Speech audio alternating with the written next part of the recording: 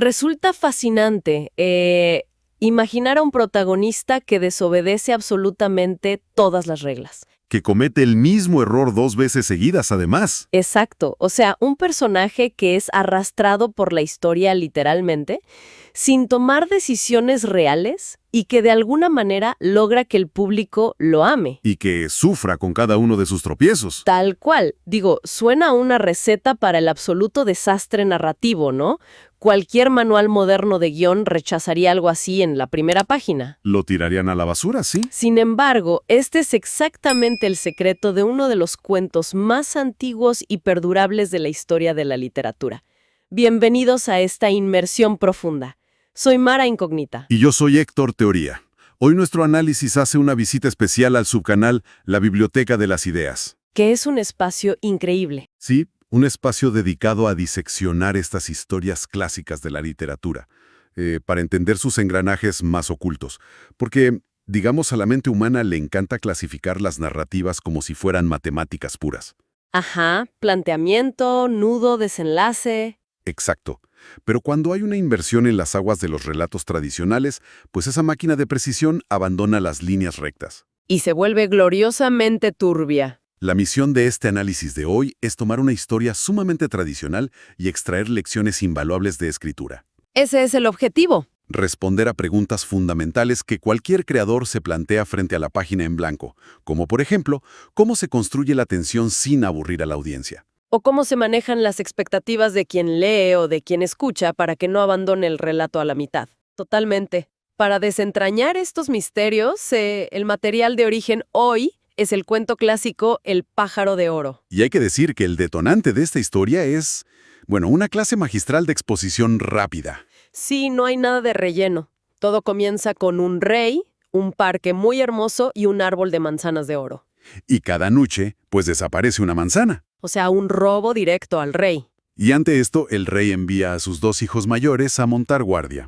Es la clásica demostración de fuerza y de inteligencia que se espera de la realeza en estas historias. Pero ambos fracasan rotundamente. Se quedan dormidos justo al dar la medianoche. Y es entonces cuando llega el turno del hijo menor, ¿no? Exacto. Que a ver, el rey no lo valora en lo absoluto. Da por hecho que fracasará igual o peor que los otros. Lo considera casi un inútil. Pero la sorpresa es que este joven sí se mantiene despierto. Y a las 12 de la noche, el silencio se rompe. Escucha un rumor en el aire. Ajá. Y ve a un pájaro de plumaje dorado robando una de las manzanas. Ahí es cuando el joven le dispara una flecha. Y bueno, el ave logra escapar, pero deja caer una sola pluma de oro. Y al día siguiente, el Consejo de Sabios examina la pluma y decreta una cosa loquísima. Que ese único objeto vale más que todo el reino entero. Claro, y el rey, que es consumido por la ambición, decreta que una pluma no es suficiente. Exige tener el pájaro entero. Y así, ¡bam!, se desata la gran búsqueda. Es un inicio vertiginoso que plantea la pregunta central de nuestro espacio hoy, para quienes nos escuchen. ¿Qué hace que una búsqueda clásica mantenga la atención del público desde el primer minuto? Considerando que es un tropo que la audiencia ha visto miles y miles de veces. Pues para responder a eso, hay que dejar de mirar la trama lineal un momento y observar el mecanismo psicológico del inicio. A ver. La historia no lanza al héroe de inmediato al vacío. Primero vemos salir a los hermanos mayores. Uno tras otro. Exacto. Y en el camino, cada uno se encuentra con un zorro que les da un consejo crucial de supervivencia. Que si llegan a un pueblo con 2 posadas frente a frente, no deben entrar a la que está iluminada y llena de jolgorio, sino a la de aspecto lúgubre. Y predeciblemente, ambos hermanos ignoran al animal por completo. Peor aún, intentan dispararle para quitarlo del camino con pura arrogancia. Sí, luego llegan al pueblo, ven la posada alegre y concluyen que sería ridículo quedarse en un tabernucho destartalado. Entran a la fiesta y se olvidan de su misión, del rey y de cualquier responsabilidad, claro. Es aquí donde la arquitectura de la historia revela su primer truco maestro.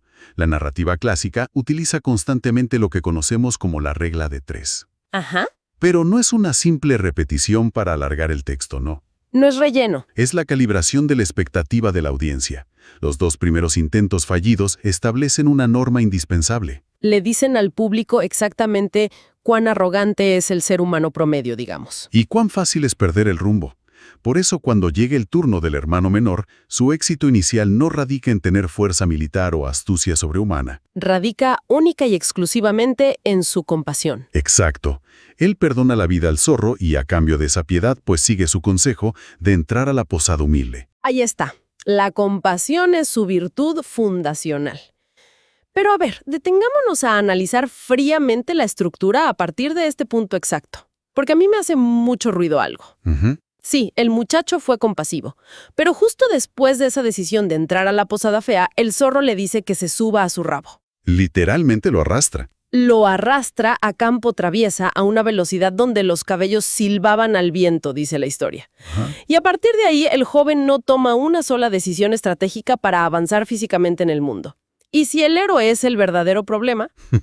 Bueno, entiendo hacia dónde apunta esa teoría, pero requiere un poco de fricción. Si decimos que el héroe es el problema, estamos asumiendo que la historia falla. Ajá. ¿Por qué consideras que su rol es problemático en esta etapa? Pues porque si se examina con la lupa de la narrativa actual, digamos, el protagonista carece de agencia real en la mayor parte del trayecto. O sea, es un pasajero. Es solo un pasajero en la aventura mágica de alguien más. El zorro es quien sabe a dónde ir, qué hacer, cómo burlar los peligros, qué ruta tomar. ¿Es verdad? El supuesto héroe es, en esencia, un paquete frágil que están enviando de un punto A a un punto B. Para cualquier analista que busque un protagonista proactivo, pues ver a un personaje pasivo suena a un error garrafal de diseño. Es un punto fuerte. Un protagonista pasivo suele hundir cualquier trama moderna. Pero aquí es donde discrepo sobre que sea un problema real. ¿Por qué? Porque en este tipo de relatos, esa falta de agencia inicial funciona maravillosamente, porque conecta con la vulnerabilidad de quien lee. O sea, ¿la empatía desde la debilidad? Claro, quien los escucha sabe que frente a un mundo mágico y abrumador, no sería un estratega impecable, sería alguien totalmente superado por las circunstancias. Es verdad.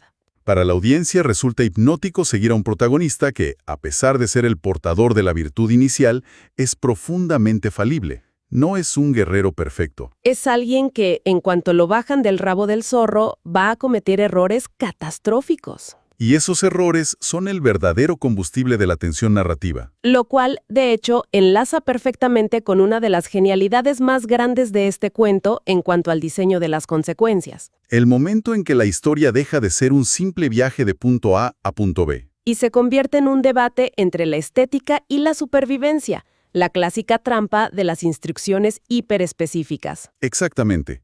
El zorro lleva al joven frente al palacio donde está el pájaro de oro. Ajá. Le advierte que habrá soldados roncando, que no debe asustarse y le da una orden que no deja el más mínimo margen de interpretación. Debe sacar al pájaro metiéndolo en una jaula horrible, una jaula de madera, y bajo ninguna circunstancia debe usar la bellísima jaula de oro que está al lado. Y para sorpresa de nadie, el joven entra, ve al pájaro de oro, ve la repugnante jaula de madera y su cerebro entra en cortocircuito. Piensa que es una lástima absoluta que un ave tan majestuosa se aloje en un lugar tan indigno.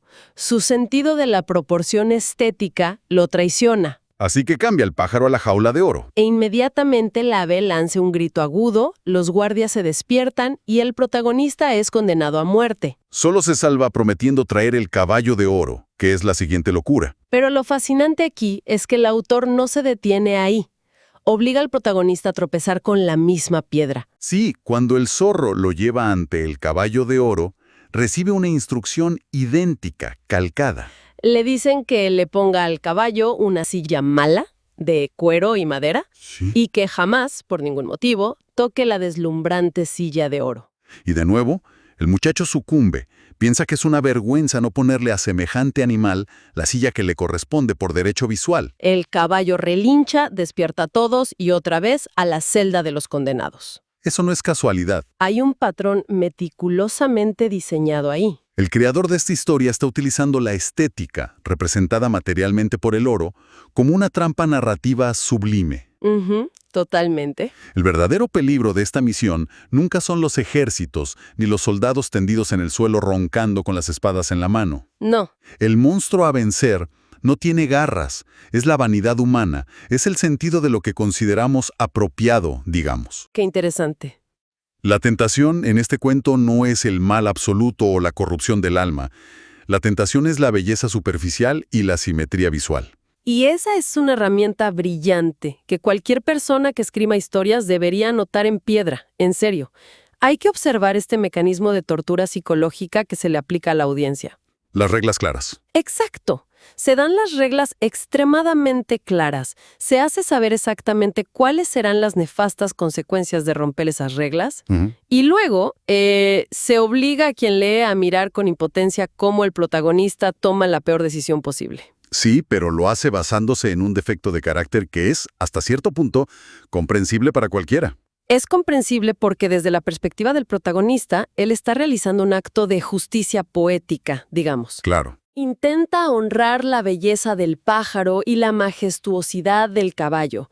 No actúa por pura maldad, actúa por apreciación artística. Pero en términos de estricta supervivencia, es un suicidio absoluto. Esto crea una tensión insoportable en quien lee la historia. Es la encarnación pura de la ironía dramática. O sea, el público ve el precipicio, sabe que el auto se va a desbarrancar y no tiene frenos para detenerlo. Las malas decisiones son el verdadero motor que expande este mundo. Porque si este héroe hubiera puesto al pájaro en la jaula de madera en el primer intento, pues la historia habría terminado en la página 3. Y habría sido un relato para olvidar en 5 minutos. Es un gran punto, ¿eh? La incompetencia temporal del héroe es el vehículo de la trama. Al fallar por primera vez, la penalización es buscar al caballo de oro, lo que abre una nueva locación geográfica. Y al fallar con el caballo, la penalización se vuelve aún más grande. Buscar a la princesa del castillo de oro. Sus fracasos dibujan el mapa completo del mundo narrativo. Y es precisamente al llegar a ese castillo de oro cuando la naturaleza de su fracaso evoluciona. Ya no se trata de jaulas o de sillas hermosas. La verdad. No. El defecto del personaje cambia de la simple apreciación estética a algo mucho más profundo y peligroso. La instrucción del zorro para secuestrar a la princesa en la casa de baños es simple, es fría, es quirúrgica. Debe darle un beso para que ella lo siga dócilmente, pero bajo ninguna circunstancia debe permitir que la princesa se despida de sus padres. Es una orden que requiere suprimir toda emoción humana. Y el príncipe vuelve a fallar. Pero fijemos la atención en el motivo. No falla por vanidad visual esta vez. Falla porque la princesa le suplica con un torrente de lágrimas, manteniéndose firme, sí, pero al verla llorar desconsoladamente y arrodillarse ante él, su voluntad se quiebra por completo, cede. Y apenas la princesa toca el lecho de su padre para despedirse, el castillo entero se despierta. El príncipe es capturado nuevamente. Y esta vez el castigo es verdaderamente imposible. Para salvar su vida y llevarse a la joven, debe arrasar por completo una montaña enorme. Una montaña entera, en un plazo de tan solo 8 días. O sea, la imagen de este muchacho trabajando sin descanso, con un simple pico y una pala frente a una montaña titánica, es muy desoladora. Y al 7º día, viendo que su esfuerzo descomunal no ha movido ni un porcentaje visible de la tierra, cae en un abatimiento absoluto. Pierde toda esperanza. Se rinde ante la inminencia de su ejecución. Ya está. Es el punto más bajo del personaje en todo el relato. Y entonces, como surgido de las sombras, aparece el zorro. Ajá. Le dice con total calma que se vaya a dormir, que descanse y que él hará el trabajo pesado. A la mañana siguiente, el milagro se ha obrado. La montaña desapareció por completo. Y aquí es donde la arquitectura de la historia se vuelve un rompecabezas fascinante. Espera, ¿y si en realidad el zorro es el indiscutible protagonista de toda esta odisea y el príncipe es solo su instrumento, una simple fachada? Vuelves a la carga con la teoría del héroe falso. Es una provocación interesante, ¿eh? Pero sigues teniendo que probar que el zorro sostiene el peso narrativo de un protagonista real. Las pruebas están a la vista de toda nuestra audiencia. Piénsalo estructuralmente. El zorro es quien resuelve el problema verdaderamente imposible, la montaña, demostrando un poder mágico sobrecogedor. Sí, eso es cierto. Inmediatamente después, es el zorro quien elabora paso a paso la intrincada estrategia de escape final. Engaño maestro para manipular a los reyes. Exacto, para lograr que el príncipe se lleve a la princesa, al caballo y al pájaro al mismo tiempo. Actúa como el cerebro absoluto de la operación. O sea, la arquitecta de la victoria. El príncipe solo pone el rostro humano, digamos. El zorro pone el intelecto, la estrategia y la magia pesada. Bueno, es innegable que el zorro ejecuta la trama, pero sigo defendiendo que el príncipe es el núcleo de la historia. Ah, Sí, si el zorro hace todo el trabajo pesado, ¿por qué la audiencia sigue experimentando la historia a través del sufrimiento del muchacho? a ver. Porque sus fracasos repetidos, y muy especialmente en el episodio de la princesa, no nacen de la estupidez ni de la malicia, nacen de la empatía humana. Su talón de Aquiles es que le duele el dolor ajeno, claro. Absolutamente. No soporta ver a una persona sufrir. Ver a la princesa llorando de rodillas rompe su capacidad de seguir órdenes robóticas. Y esto es una lección estructural invaluable para la creación de personajes perdurables. Si el príncipe hubiera ignorado las lágrimas de la joven, pues arrastrándola en la oscuridad y cumpliendo la misión con frialdad, se habría vuelto un ser eficiente, sí, pero profundamente antipático. Un monstruo, casi. Esa empatía, que en el contexto de la misión funciona como un defecto fatal que casi le cuesta la vida, es simultáneamente el ancla que lo hace entrañable para el público. Es el mecanismo exacto que evita que se convierta en un sociópata exitoso, ¿no? O en una figura de cartón insoportablemente perfecta. Le inyecta una dosis de humanidad frágil en medio de un mundo mágico que, seamos sinceros, es absolutamente punitivo y cruel con el más mínimo error. Y paradójicamente, es esa misma humanidad desbordante la que lo lleva directo a la trampa final. La despedida. Una vez que consiguen reunir el botín completo, gracias a la mente maestra del zorro, llega el momento de decir adiós en el bosque. Y el zorro, a modo de pago por haberle salvado la vida múltiples veces, Y por haberle entregado un futuro glorioso, la verdad, pide algo espeluznante. pide algo que hiela la sangre. Exige que el príncipe tome su arma, le dispare y le ampute la cabeza y las patas. El príncipe, que reacciona por pura gratitud y horrorizado ante la idea de asesinar a su salvador, se niega rotundamente. Es incapaz de concebir tal acto de violencia contra un ser que lo ayudó tanto. Ante la negativa, el zorro acepta irse con melancolía, pero deja dos advertencias finales, muy extrañas y casi proféticas. Le ruega que no compre carne de orca y que jamás, bajo ninguna circunstancia, se siente al borde de un pozo. Advertencias que, por supuesto, manteniendo la coherencia de su historial de desobediencia, el príncipe va a ignorar olímpicamente. Como siempre, en su triunfal camino de regreso a casa, pasa por un pueblo y nota un gran revuelo en la plaza. Resulta que las autoridades van a ahorcar a dos criminales que resultan ser, oh sorpresa, sus dos hermanos mayores. Que durante su ausencia han derrochado su hacienda, se entregaron al vicio y han cometido toda clase de atrocidades. Y la gente del pueblo le pregunta con genuina incredulidad por qué un joven tan próspero gastaría su riqueza en liberar a dos escorias condenadas a muerte. Ahí se materializa la metáfora de la carne de orca. Ajá, Lo que ya está muerto y podrido por sus propias acciones, digamos. exacto.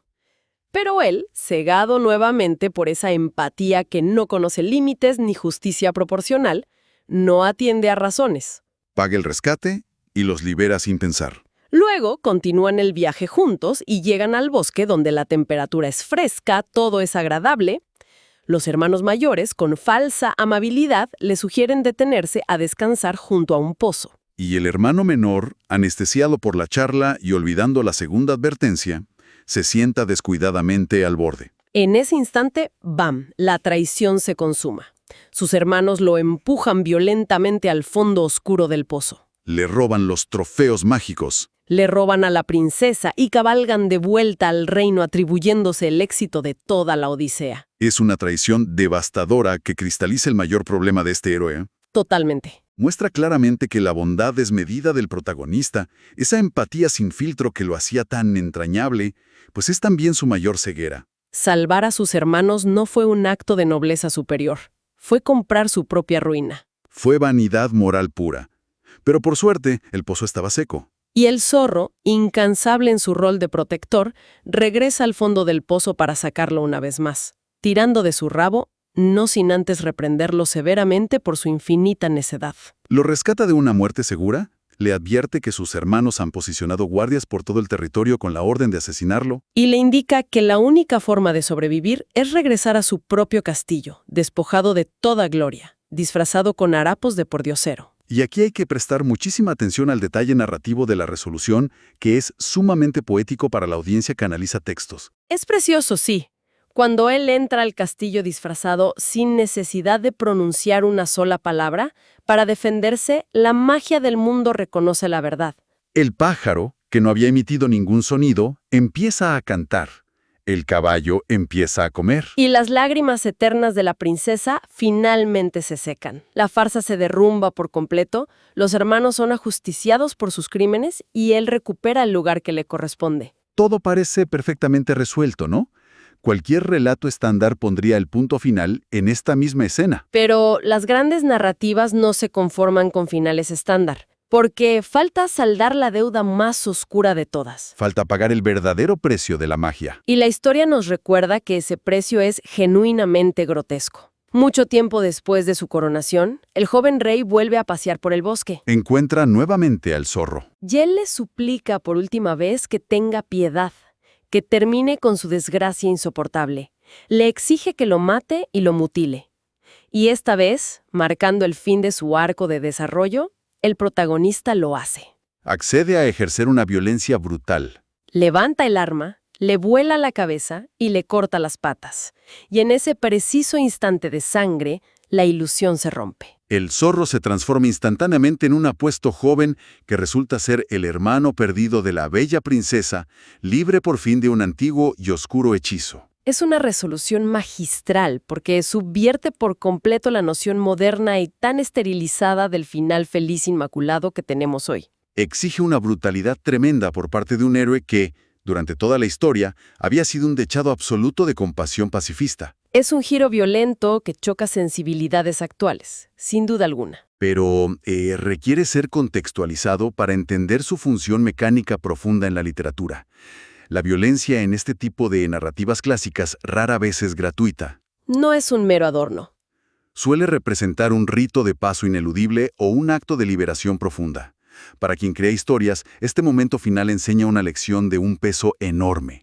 Los grandes desenlaces a menudo requieren que el protagonista cruce una línea moral que creía intransferible, ¿no? Tiene que mancharse las manos de sangre para limpiar el mundo, literalmente. Tiene que realizar un sacrificio perturbador a nivel personal para restaurar el orden real del universo. Su negativa inicial a matar al zorro estaba disfrazada de bondad, ¿sí?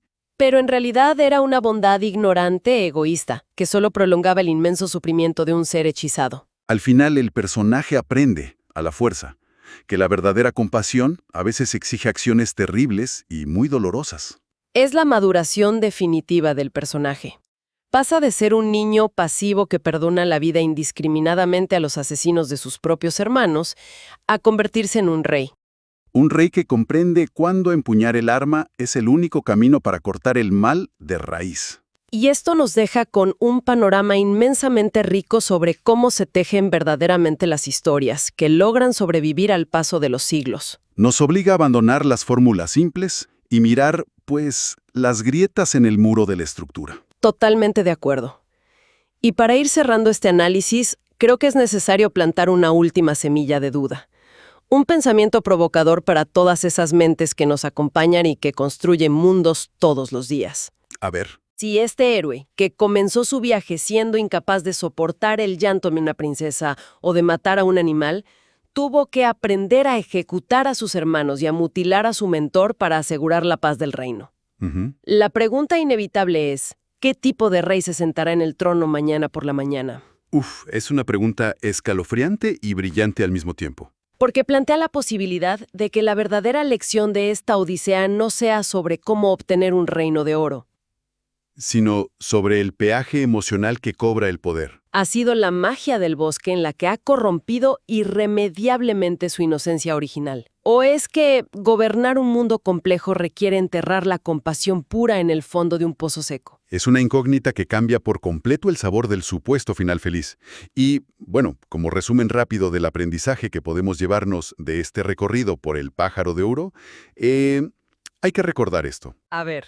Los personajes perfectos, aquellos que siguen todas las instrucciones al pie de la letra y jamás dudan, aburren rápidamente a cualquier audiencia. Son las malas decisiones constantes, Es la tentación irresistible de privilegiar la belleza por encima de la supervivencia. Y es la incapacidad humana de seguir una advertencia clara lo que genera una verdadera trama inolvidable para quien lee. La perfección narrativa cierra puertas de inmediato. El defecto de carácter, por el contrario, abre todo un universo de obstáculos fascinantes. Para nuestra audiencia, si desean sumergirse en la fuente original de todo este análisis y comprobar de primera mano el ritmo acelerado de este relato, Es indispensable recordar que pueden disfrutar del cuento completo de El Pájaro de Oro, así como de muchas otras historias fascinantes directamente aquí, en este canal. es un viaje que vale la pena experimentar en su totalidad. Es un seminario intensivo de estructura disfrazado de un simple cuento para antes de dormir. Así es, al principio de este espacio hablábamos de esa expectativa de precisión, de la vana ilusión de la ingeniería narrativa, donde todo debe encajar de manera limpia, binaria y sin contratiempos. Pero al desarmar estos engranajes antiguos, queda dolorosamente claro que las mejores historias, aquellas que de verdad atrapan la imaginación humana, no están hechas de líneas rectas impecables. Están hechas de barro, de decisiones torpes, de jaulas trágicamente equivocadas y de brújulas morales que deben romperse antes de encontrar el norte. El diagnóstico de una buena historia nunca es limpio. Y menos mal, porque en esa gloriosa turbiedad es exactamente donde reside la verdadera magia.